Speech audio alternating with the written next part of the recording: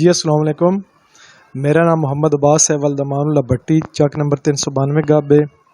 मेरा जी पिछले दिन ना को तकरीबन 6 के 6.5 महीने पहले एक केस फाइल होया सी थाना सिटी तांदलियावाला में। मुकदमा नंबर मेरा जी हा 756/22।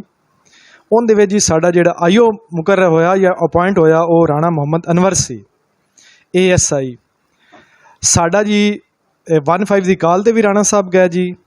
उस तो इलावा सैकेंड टाइम जी अपने SHO साहब गए। फिर अगले दिन होर कोई साहब ऑफिशियल उन्होंने गए तो उन्हें सारा जाए वकूआ वेख्या।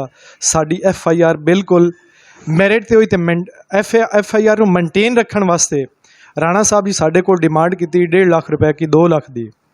मैं जी गए बगैर राणा मोहम्मद अनवर साहब नूं जी पैसे देंदा रहा मुख्तलिफ जगह ते मुख्तलिफ औकात ते मुख्तलिफ डेट्स ते।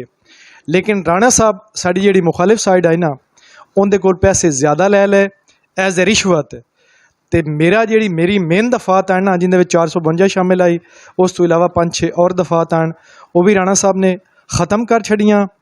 तो उस तो इलावा जो साडा मेन मुलजिम आ मुकदमे में उन्होंने भी राणा साहब ने क्लीयर कर दिता।